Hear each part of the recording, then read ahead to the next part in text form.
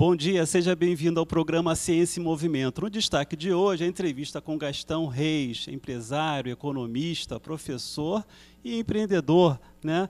E autor do livro Revela-se Empreendedor, os segredos de quem faz acontecer. Vamos ter uma pauta aqui sobre o livro com Gastão Reis. 28 de julho de 2015, eu sou Márcio Campos. Estamos começando uma nova edição do programa Ciência em Movimento. Fique com a gente volta já.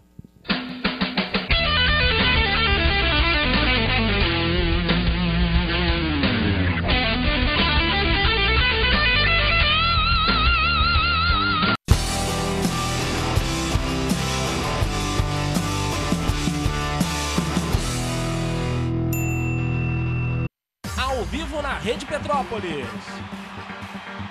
Camarim, segunda às 5 da tarde. Rede Ação, quinta às 10 da manhã. Jornal Panorama, de segunda a sexta às 7h30 da noite. Quando você cuida bem do seu carro, ele não te deixa na mão. Na Pneus Mil Pirelli, você e seu carro são tratados com respeito e responsabilidade. Todos os serviços são cuidadosamente executados por uma equipe preparada e comprometida com a qualidade e segurança. Linha completa de pneus Pirelli para todas as categorias de veículos nacionais e importados. Pneus Mil Pirelli. Nós cuidamos do seu carro como você cuida da sua família.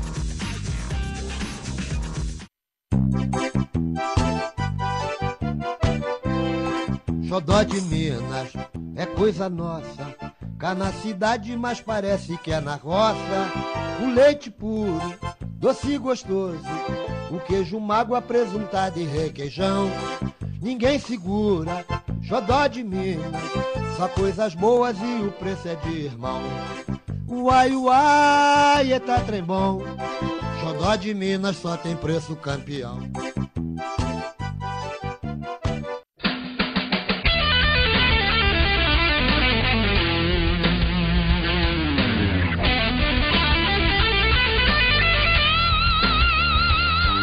Estamos de volta com o programa Ciência em Movimento e hoje, no destaque, a entrevista com Gastão Reis, onde a gente vai ter como pauta o livro Revela-se Empreendedor, os segredos de quem faz acontecer. Mas a gente não pode deixar, antes de conversar com o Gastão Reis, de comentar um pouco sobre os dois programas passados, também na área de empreendedorismo.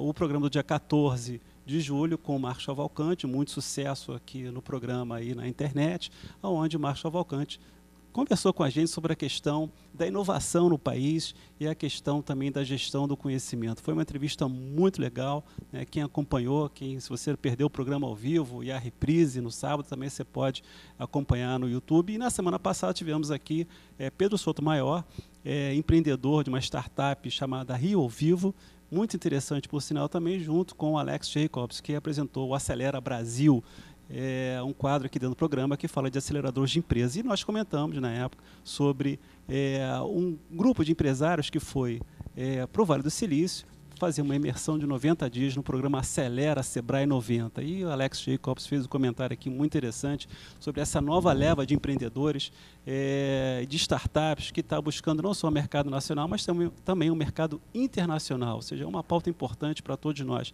E hoje, encerrando esse ciclo de 3 programas sobre empreendedorismo e gestão e inovação, estamos aqui com Gastão Reis, falando sobre o livro Revela-se Empreendedor, os segredos de quem faz acontecer. Gastão, obrigado pela sua presença aqui no nosso programa. A primeira pergunta é justamente o que é ser empreendedor no interior do estado, em particular em Petrópolis? Primeiro, Márcio, eu queria agradecer o convite, né, de estar aqui com você, que é sempre um prazer falar sobre esse tema, né, que é o empreendedorismo, que virou para mim uma espécie de cachaça, né, porque realmente criou digamos assim, um divisor de águas na minha vida, né? Mas voltando à questão, né, do que é ser empreendedor no interior, eu acho, né, do estado aqui do Rio, em princípio, não é nada muito diferente de ser empreendedor no Ceará ou no interior do Ceará, enfim. O que eu acho que vale a pena ressaltar é o fato de que Petrópolis tem uma tradição empreendedora pioneira, né? Por razões ligadas até ao fato de Pedro II ficar aqui todo ano, 3 meses, às vezes até 5 meses, não é? A capital do Império vinha para cá, e mesmo quando a República foi proclamada, até 1960, toda a cabeça do país passava aqui 3 meses, fugindo do calor, enfim. Petrópolis, então, teve sempre esse, digamos, e com isso, primeira estrada de ferro, primeira estrada de rodagem, uma das primeiras fábricas, né?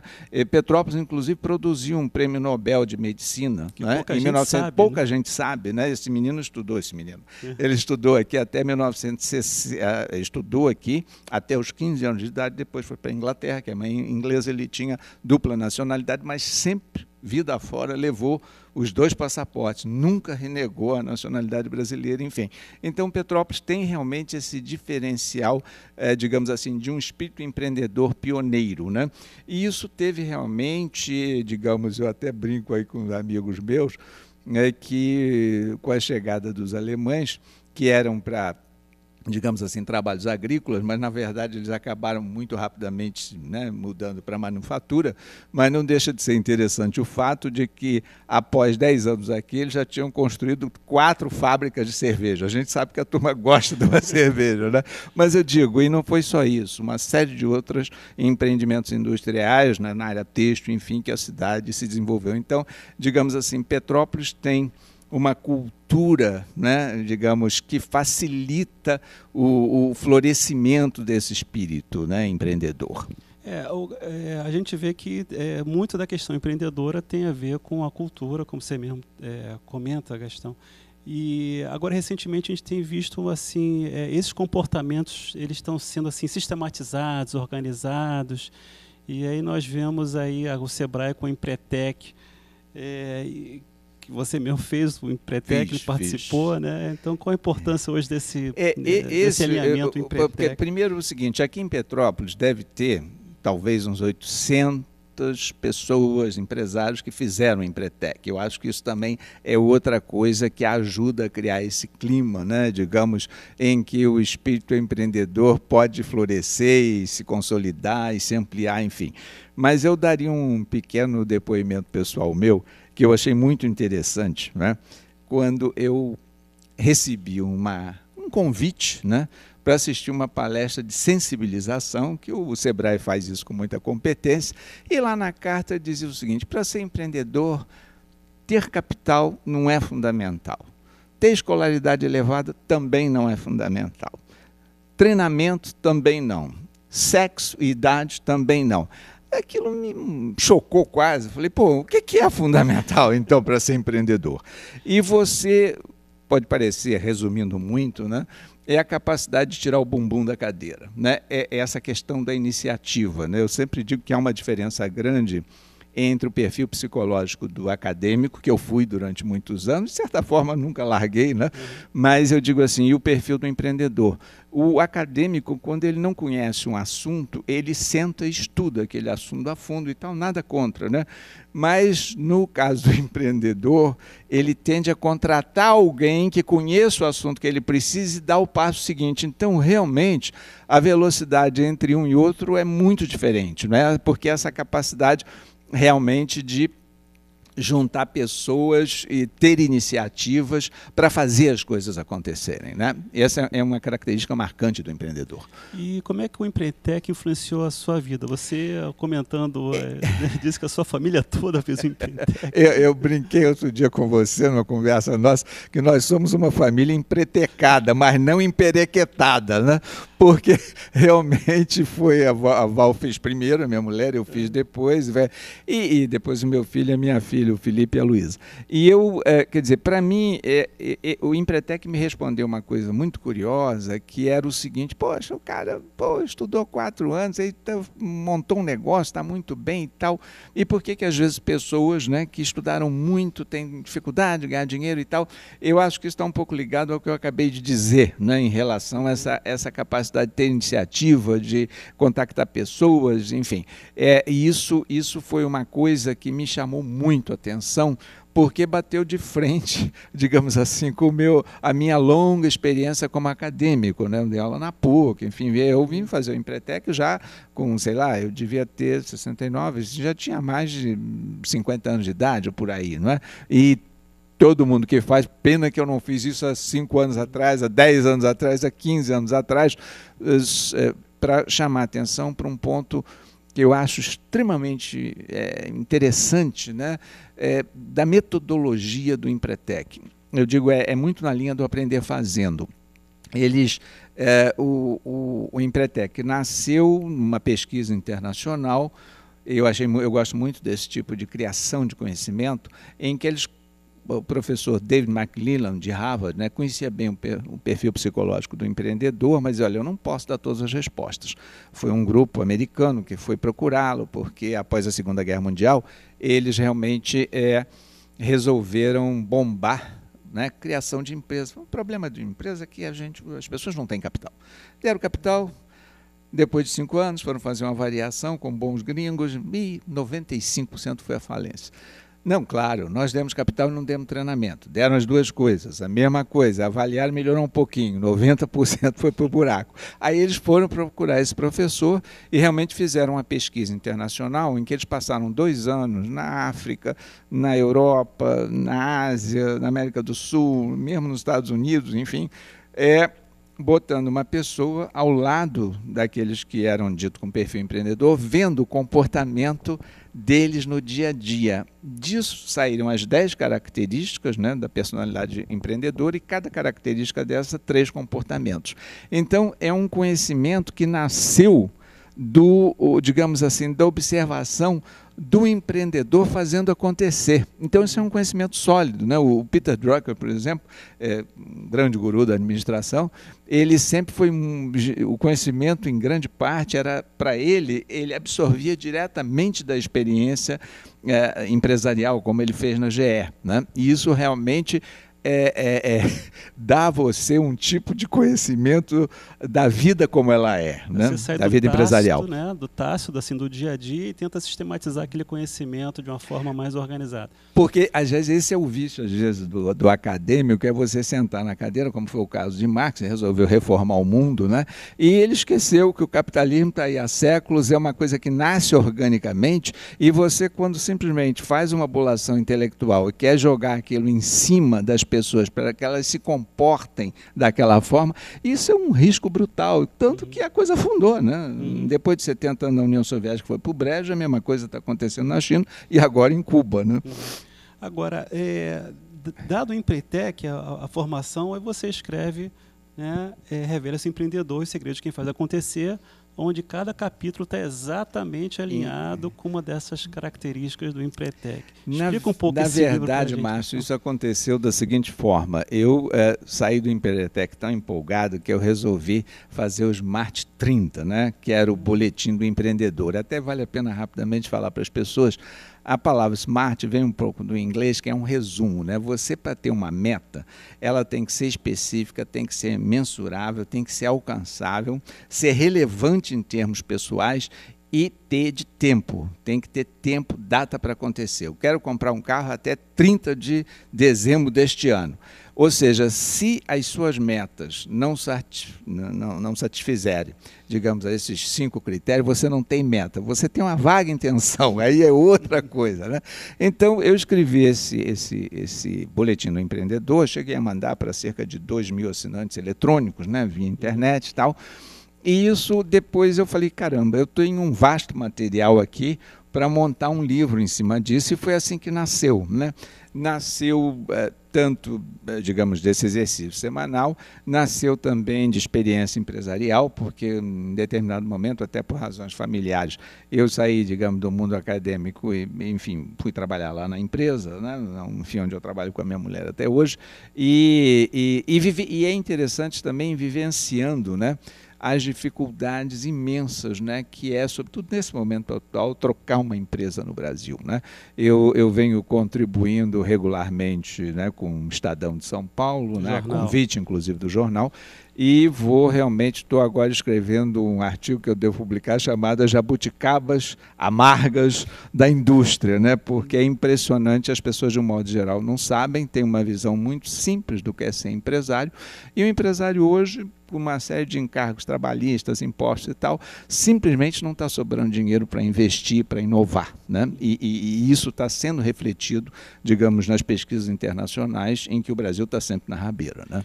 Então, o que um um empresário ou um empreendedor ou quem está se lançando no mundo empresarial vai encontrar no seu livro? O que ele vai... Eu acho que esse livro, as pessoas que leem esse livro, de um modo geral, têm uma reação muito positiva e que, como autor, isso me deixa muito feliz, porque realmente esse livro, ele trabalha, por exemplo, pegando um específico, né?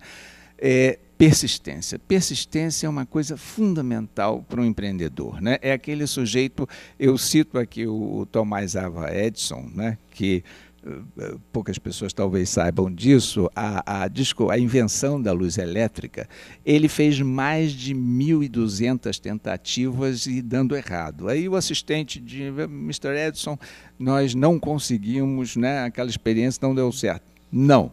Nós aprendemos mais uma maneira diferente de não chegar à luz elétrica. No final, eu ainda brinco, a luz elétrica não aguentava mais o Edison e resolveu dar a luz, né? Então, realmente, mas observe bem, é impressionante uma pessoa fazer mais de 1.200 tentativas, né, para chegar ao objetivo dele. Isso, eu acho que é uma característica muito marcante, realmente, do empreendedor. Talvez seja fundamental. E uma outra, né, aquela questão que eu acho também, e vai encontrar isso nesse livro, que é a iniciativa pessoal, né? Isso é uma coisa que faz a diferença. Eu, às vezes, digo assim, uma das coisas que o empreendedor tem muito claro é que ele sente que ele está navegando num mar de oportunidades, né?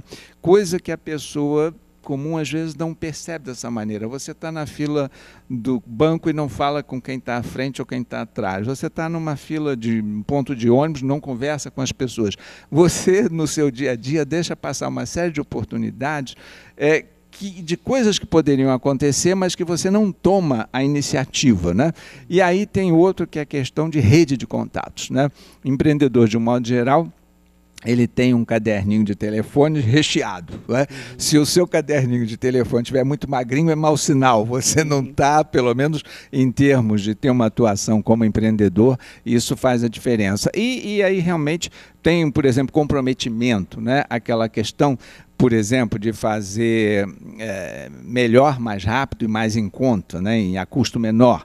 Isso é uma coisa também que é meio que uma bíblia para o empreendedor. Essas coisas, todas essas características e esses comportamentos estão muito bem ilustrados nesse livro, e com histórias que, modéstia à parte, são bastante interessantes para quem está lendo, né? Você teve a oportunidade, não é um livro chato, né? Não é um livro, né, teórico, né?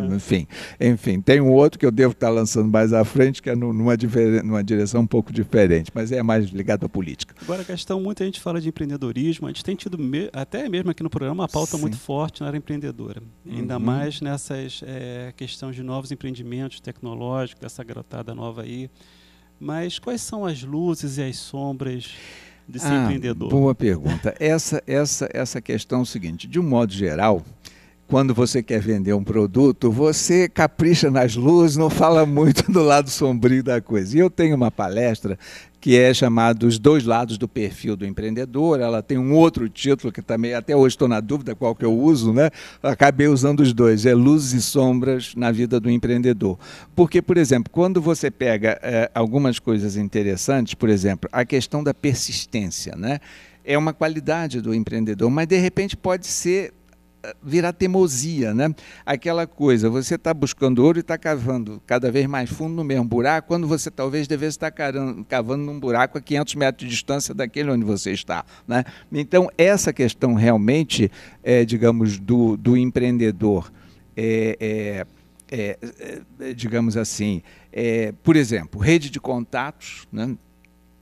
E persuasão, que normalmente tem uma capacidade de se vender e vender as suas ideias. Essa é uma característica meio marcante. Mas isso, se você não tomar cuidado, as pessoas podem perceber isso como manipulação, né? Então, esse é o lado sombrio de uma coisa positiva, que é a capacidade de rechear o seu caderninho, né, de telefones, enfim. E essas virtudes, né, também têm o seu lado que podem se transformar em defeitos. E você precisa ter realmente um equilíbrio, digamos, cuidadoso. E ainda para fechar esse tópico, ser empreendedor, eu sempre acho, não, porque o patrão me faz trabalhar muito, de um modo geral, eu posso garantir às pessoas que estão nos ouvindo que o dia de trabalho do empreendedor certamente vai muito além das 8 horas que a legislação trabalhista, né, enfim, impõe para o trabalhador, ou então hora extra, onde ele ganha o dobro, hora adicional, esse tipo de coisa. A questão a gente tem visto aqui, inclusive tem sido pauta do nosso programa, a questão do empreendedorismo tecnológico, onde a gente vê uma nova legião de jovens aí entrando nessa questão empreendedora, que o pessoal tem chamado aí de startups, que são empresas que estão começando na área tecnológica, iniciantes, tem financiamento. Como é que você está vendo esse processo? Olha só, eu vou dar aqui uma resposta, né, que digamos assim, é aquele tipo de resposta que você não gostaria de dar, né? Em outras palavras, né? O Brasil hoje, ele não tem, eu diria, falando de um modo geral, e aí isso, digamos assim, em termos pessoais para o empreendedor, significa trabalhar 2 vezes mais, ou seja, a carga, né, de iniciativa pessoal tem que ser muito mais forte.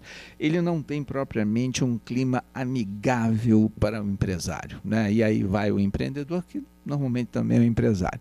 É sempre, inclusive com essas últimas coisas, Lava Jato, uma série de coisas e tal, não se diz claramente, né, que essa coisa assumiu os níveis que sumiu, afinal de contas, porque alguém só conseguia um contrato se você resolvesse pagar o que eles estavam cobrando do outro lado, né?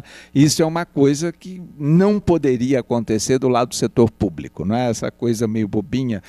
Quem tem alguma experiência nisso sabe que era praticamente impossível, né, conseguir um contrato na Petrobras se não fosse na base incorreta, que infelizmente acabou acontecendo num volume que nunca aconteceu. Diga-se passagem que nos Estados Unidos, no século XIX, exatamente a mesma coisa acontecia, só que eles conseguiram resolver esse problema 100 anos atrás, né? Enfim, há uma diferença. Então, esse é um primeiro ponto, ou seja, hoje o Brasil vive uma situação, Márcio, que me preocupa muito, mas a gente também não pode desanimar, que é falta de confiança no futuro, né? E a visão que se tem de fora para o Brasil também é de falta de confiança, né? Quer dizer, os países, Europa, Estados Unidos e tal, estão vendo o Brasil, tudo bem, eles não perdem a noção de longo prazo, mas assim com o pé atrás, né? E o que me deixa angustiado é ver pessoas que eu conheço, cujos filhos resolveram fazer a vida no exterior, né? E são pessoas que estudaram, fizeram mestrado, pessoas extremamente competentes, que preferem, né, viver em outro país, porque lá o clima é mais amigável para o empresário, as oportunidades são melhores, você tem estabilidade, essa coisa toda e tal.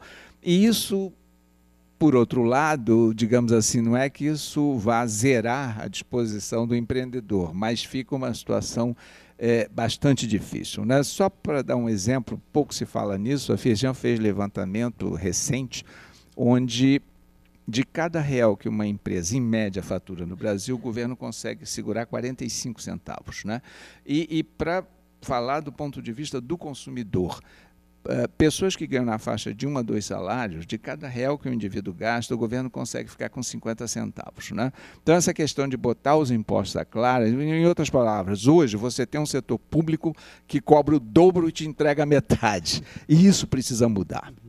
Gastão, então chegando aqui ao final do nosso programa, obrigado pela sua participação. Estamos aqui conversando com Gastão Reis, que está divulgando o livro Revela-se Empreendedor, os segredos de quem faz acontecer. Gastão, muito obrigado pela sua presença aqui no programa.